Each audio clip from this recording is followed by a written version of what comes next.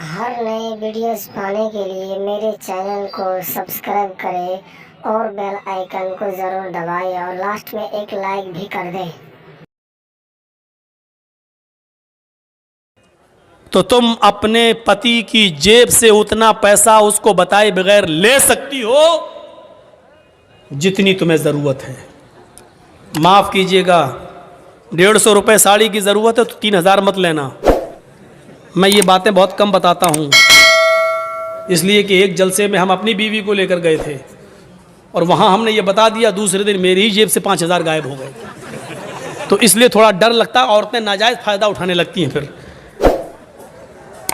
बीवियों को चाहिए कि वो अपने शौहर की जेब से उतना लें जितने में बच्चों का और वो बगैर बताए भी ले सकती है। इसको चोरी में नहीं लिखा जाएगा, क्योंकि औरत आपके पैसों की हकदार है और आप अपने बच्चों पर खर्च करें, ये आपकी जिम्मेदारी बनती है।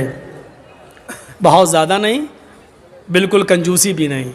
अब आधा किलो गोश्त की ज़रूरत है, आप 250 ग्राम ला के देना, इतनी पका चल, ये भी नहीं खर्च कीजिए। मियाँ बीवी में बहुत प्यार मोहब्बत भी होनी चाहिए। और सुनो, औरतें अगर कभी गुस्सा हों तो शौहरों को चाहिए, आप लोगों को, हमें और आपको, कि उनकी कुछ सुन लें। ज़रूरी नहीं कि अपनी बीवी की हर बात का जवाब दें। हज़रत उमर फ़ारूक के पास एक नौजवान आया शिकायत लेकर अपनी बीवी की, तो उनके एक बाहर कमरा बना हुआ था, उस कमरे में बैठ गया। तो क्या अभी हज़रत उमर निकलेंगे तो अपनी बीवी की शिकायत करेंगे, लेकिन देख रहा है कि अंदर आवाज़ आ रही है।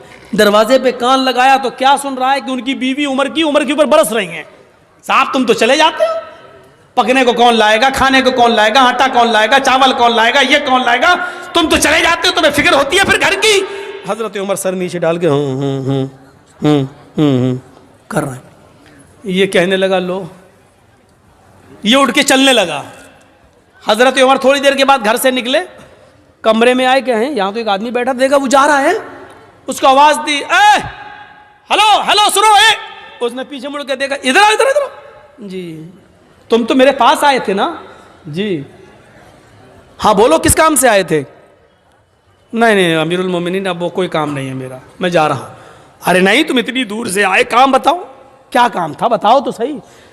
कहा वो मेरा क्या काम था, वो था, लेकिन वो आपके बस का नहीं है। मैं अमीरुल मोमिनीन हूँ, मेरे बस का नहीं है, मुझे लोगों की खिदमत के लिए लोगों ने अमीर बनाया और मेरे बस का नहीं है। कहा अमीरुल मोमिनीन, मेरी बीवी मुझे उल्टा सीधा बोलती है, इतना बोलती है मैं सुन नहीं पाता हूं, मैं ये शिकायत लेके आया, मैंने सोचा आपसे करेंगे, सुन रहा हूं या देखता हूं कि आप तो खुद ही उसी बीमारी में मुब्तला हैं, आप तो खुद अपनी बीवी के सुन रहे हैं, तो मैंने सोचा कि जब आप खुद अपना इलाज नहीं कर पा रहे तो मेरा क्या करेंगे, मैं चल दिया। कब बैठो, सुनो, कहा क्या, बीवी से जब मिलते हो, हम बिस्तरी करते हो, तो जो बच्चा पैदा होता है वो बच्चा किसका है? कहा मेरा। उसको नहलाने और धुलाने की जिम्मेदारी किसकी है? कहा मेरी। बीवी जो आपके बच्चे को दूध पिला रही है, ये उसकी ड्यूटी नहीं है दूध पिलाना, पिला देती है। अगर वो दूध पिलाने का पैसा आपसे मांगे तो आपको देना पड़ेगा, लेकिन फिर भी वो पिला देती है बेचारी फ्री में। ये किसकी जिम्मेदारी है दूध पिलवाने की? कहा मेरी। कहा यार, जब वो हमारे बच्चे को नहला देती है, धुला देती है, लैट्रिन करा देती है, उसके गंदगी को साफ कर देती है, उसको दूध पिला देती है, खाना पकाने की जिम्मेदारी भी बीवी की नहीं है? मौलाना साहब ये क्या बयान कर रहे हो, घर का कहीं उल्टा सीधा ना हो जाए मामला गड़बड़। यकीन मानिए, जब आपका निकाह होता है तो आपसे कहा जाता है कि आपका निकाह फला फला की बेटी के साथ इतने इतने रुपए मेहर के इवज अलावा नान नफका आपके साथ आपके निकाह में दिया जा रहा है कि आपने कबूल किया, तब आप कहते हैं मैंने कबूल किया। उसमें आपको क्या कहा जाता है? इतना मेहर है अलावा नान नफका, यानी नान मानी रोटी, नफका मानी खर्चा, यानी रोटी और कपड़ा खर्चा ये सब अलग, इसके अलावा रोटी आपको देना है, खाना आपको देना है। अगर वो नहीं पकाती है तो आप उससे ज़बरदस्ती नहीं पकवा सकते हैं, और खाना आपको खिलाना पड़ेगा, खुद पकाओ खिलाओ या होटल से लाओ खिलाओ, लेकिन वो खिला देती है और पका देती है। तो क्या तुम इतना भी नहीं सुन सकते हो? कहा अमीरुल मोमिनीन, अच्छा हुआ ये मुझे बताया, ये बात कहीं मेरी बीवी को मत बता दीजिएगा, वरना रोटी भी हम ही को पकाना पड़ेगी। ठीक है मैं सुनूंगा। फिर हजरत उमर फारूक ने कहा सुनो, तुमने अल्लाह के रसूल की हदीस नहीं सुनी? नहीं सुनी? फ़इन्ना खुलिक़्ता मिन ज़ुलैन, खुलिक़त मिन ज़ुलैन, औरत आदम की बाएं पिसली से पैदा हुई है, और पिसली का ऊपर वाला हिस्सा, ये ऊपर, ये टेढ़ी होती है। टेढ़ी पिसली कैसी होती है? ये वाली पिसली आप निकालिए बाएं तरफ की, ऐसे निकलेगी, ये पिसली है। अल्लाह के नबी कहते हैं कि ये आदम की पिसली से पैदा है बाएं, और पिसली टेढ़ी होती है। फ़इन ज़हब्ता तुक़ीमुहु कसरतहु, अगर तुमने इस पिसली को सीधा करने की कोशिश की तो पिसली सीधी नहीं होगी। ऐसे करोगे यहां तक हो जाएगी, बस ये टूट जाएगी, सीधी नहीं होगी। फ़इन ज़हब्ता तुक़ीमुहु कसरतहु, अगर तुमने पिसली को सीधा किया तो तोड़ दोगे, और अगर ऐसे ही छोड़ दिया तो टेढ़ी रहेगी। अब बताओ, टेढ़ी रखना बर्दाश्त है या तोड़ना बर्दाश्त है? नहीं, टेढ़ी रखना सीधा है, सही है। तोड़ने का मतलब तलाक, यानी औरत तलाक ले लेगी, ये गवारा है, लेकिन तुम चाहो कि सुधर जाए, पूरी नहीं सुधरेगी। ये याद रखना। मेरी बहनें बुरा मान रही होंगी, हमको इतना बुरा कह रहा है। मैं क्या कह रहा हूँ? अल्लाह के नबी ने फरमाया, अल्लाह के रसूल को भी सुनना पड़ती थी। एक बार हजरत आयशा सिद्दीक़ा नाराज़ हो गई और अल्लाह के नबी खजूर लेके उनके पास बैठे, आयशा खाओ, और वो नाराज़ है, कहती नहीं खाऊंगी, भूख नहीं है, चेहरा फेर ले आओ। अल्लाह के रसूल इधर आ गए, जहाँ चेहरा था उनका उधर आ गए। हम लोग होते तो क्या करते? खाओ, लो, नहीं खाएंगे, चेहरा ऐसा कर लिया, नहीं भूख नहीं। खा रही कि नहीं खा रही? नखरे दिखा रही है, खा, एक तो मना रहा हूँ। हम लोग उधर नहीं जाएंगे। अल्लाह के रसूल ने उधर आ गए, खाओ आयशा खाओ। मैंने कहा ना मुझे भूख नहीं है, फिर चेहरा घुमा लिया, आप फिर उधर आ गए, आयशा नहीं, ज़्यादा नहीं, चलो खाओ, गुस्सा थूको, बिस्मिल्लाह, अल्लाह के नाम से शुरू करो, चलो अल्लाह का नाम लो, खाओ। हजरत आयशा भी जानती थी ज़्यादा नहीं कहलवाना चाहिए। 2 बार कहलवाया, तीसरी बार मौका नहीं दिया, लेकिन तंज मार दिया। खजूर उठा के कहते खाओ, ऐसा बिस्मिल्लाह, अल्लाह का नाम लेके खाओ। इससे पहले क्या मैं अपने बाप का नाम लेके खाती थी? अल्लाह ही का नाम लेके खाती थी। ये कहा और खाना शुरू कर दिया। ये थी मियाँ बीवी की नोक झोंक, कोई बुरी बात नहीं है, लेकिन मनाने का स्टाइल देखो, ले खाओ, नहीं, हम लोगों की तरह नहीं, दिखा, नखरे मत दिखा, चल खा ले, मना रहे हैं ना अभी। अल्लाह के रसूल ने ऐसा कभी नहीं कहा, लो आ गए उधर। ये होता था। हजरत उमर ने कहा, अगर अल्लाह के नबी ने कहा अगर तुम इसको सीधा करोगे तो टूट जाएगी, और ऐसे ही छोड़ दोगे तो टेढ़ी रहेगी। यानी कुछ टेढ़ापन मंजूर कर लो, औरत के अंदर कुछ कमियां हैं बर्दाश्त कर लो, लेकिन सीधा करने की कोशिश करोगे तो टूट जाएगी, तलाक हो जाएगी। कितनी बेहतरीन चीज बताई।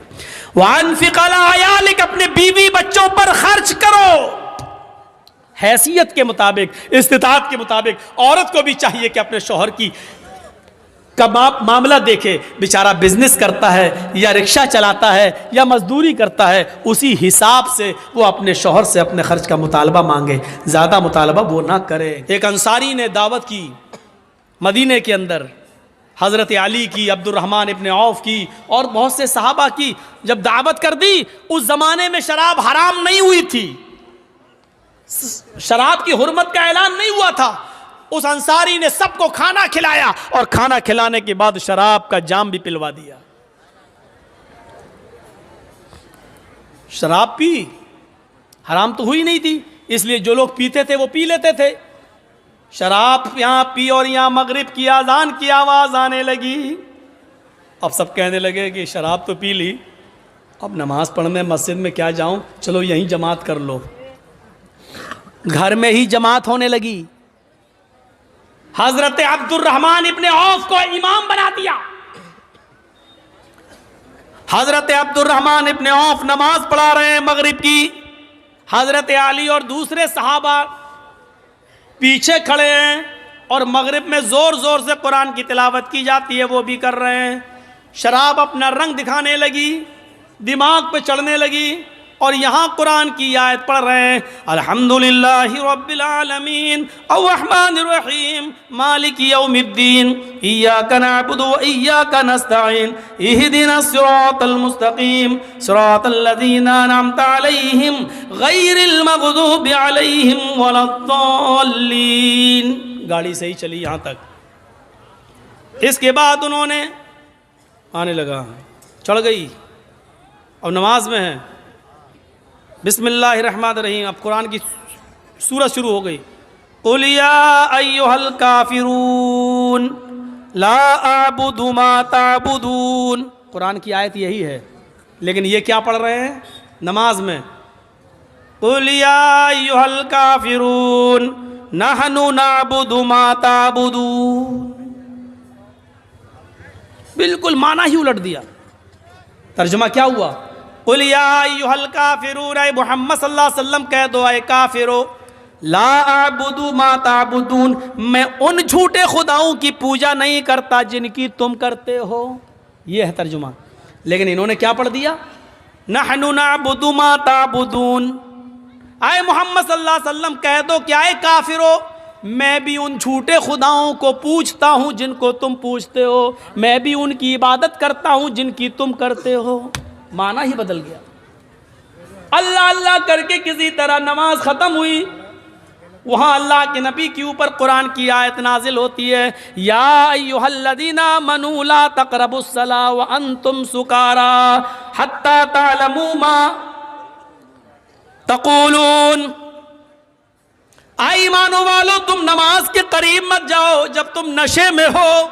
यह आयत नाजिल हो रही है अल्लाह के नबी के ऊपर। ऐ मुसलमानों, ऐ ईमान वालो, तुम नमाज के करीब मत जाओ जब तुम नशे में हुआ करो, तो नमाज के करीब मत जाओ। उस वक्त तक न पढ़ो जब तक कि तुम उन बातों को समझने न लगो जो तुम्हारे मुंह से निकल रही हैं। तुम्हें खुद नहीं मालूम ला अअबुदु मा ताबुदून पढ़ना है कि नहनु नअबुदु मा ताबुदून पढ़ना है, तुम समझ ही नहीं पा रहे हो। जब तक तुम अपनी जबान से निकलने वाले जुमले और वर्ड्स को समझने न लगो तब तक तुम नमाज न पढ़ो। सहाबा के ज़मीर झंझुड़ गए, या अल्लाह ये शराब इतनी ख़राब चीज़ है कि अल्लाह ताला ने नमाज जैसी इबादत को मुलतवी कर दिया। यानी शराब अगर पी लिया करो तो नमाज